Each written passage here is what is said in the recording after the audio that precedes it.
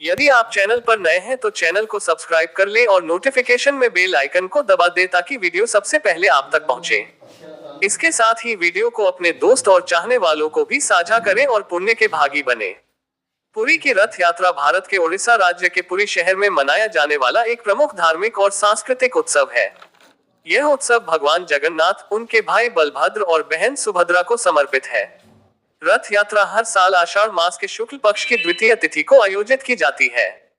इस यात्रा में 3 विशाल रथों को सजाया जाता है, जिन पर भगवान जगन्नाथ और उनके भाई बहन विराजमान होते हैं।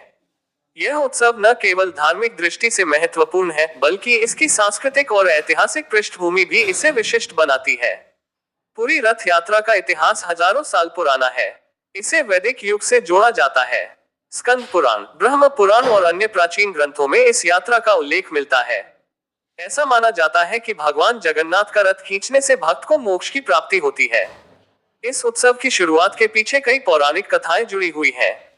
एक कथा के अनुसार भगवान कृष्ण के अवतार जगन्नाथ ने मानव जाति के कल्याण के लिए पुरी में निवास किया। वे अपने भाई और बहन के साथ रथ पर सवार होकर गुंडिचा मंदिर जाते हैं, जो उनकी मौसी का घर माना जाता है।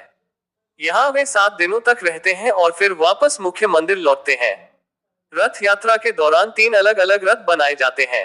भगवान जगन्नाथ के रथ को नंदीघोष कहा जाता है, बलभद्र के रथ को तालध्वज और सुभद्रा के रथ को दर्पदलन कहा जाता है। इन रथों को स्थानीय लकड़ी से तैयार किया जाता है और हर साल नए सिरे से बनाया जाता है। रथ यात्रा में हजारों कारीगर और कलाकार महीनों तक इन रथों को बनाने और सजाने का काम करते हैं। हर रथ का निर्माण विशिष्ट तरीके से होता है और उसमें अनूठी कलात्मकता होती है। इस यात्रा में लाखों श्रद्धालु शामिल होते हैं, जो भगवान जगन्नाथ के दर्शन के लिए देश विदेश से आते हैं। यात्रा के दौरान भगवान के रथ को खींचने का सौभाग्य प्राप्त करना भक्तों के लिए अत्यंत पुण्य का कार्य माना जाता है। ऐसा विश्वास है कि जो भी भक्त भगवान जगन्नाथ के रथ को खींचता है, उसके सभी पाप समाप्त हो जाते हैं और उसे मोक्ष की प्राप्ति होती है। रथ यात्रा का एक महत्वपूर्ण भाग पहांडी बीजे होता है, जिसमें भगवान जगन्नाथ, बलभद्र और सुभद्रा की मूर्तियों को धूमधाम से रथ पर स्थापित किया जाता है। इसके बाद रथों को खींचने की प्रक्रिया शुरू होती है। यात्रा के दौरान भजन, कीर्तन और नृत्य के माध्यम से भक्ति का अद्भुत माहौल बनता है। पूरा शहर उत्सव के रंग में रंग जाता है और हर ओर उल्लास और भक्ति का दृश्य होता है।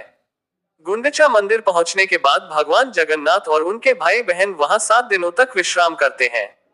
इसे गुंडिचा उत्सव कहा जाता है। इसके बाद भगवान की वापसी यात्रा होती है, जिसे बहुड़ा यात्रा कहा जाता है। इस दौरान भगवान के भक्त फिर से रथों को खींचते हैं और उन्हें मुख्य मंदिर वापस लाते हैं। पूरी रथ यात्रा न केवल धार्मिक आयोजन है, बल्कि यह भारतीय संस्कृति और परंपराओं का प्रतीक भी है। यह त्योहार हमें एकता, भक्ति और सेवा का संदेश देता है। लाखों लोगों का एकत्रित होना ये दर्शाता है कि धर्म और आस्था के माध्यम से समाज को एकजुट किया जा सकता है।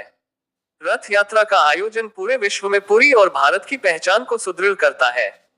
पुरी रथ यात्रा का महत्व केवल धार्मिक तक सीमित नहीं है, ये सामाजिक और सांस्कृतिक दृष्टि से भी अत्यंत महत्वपूर्ण है।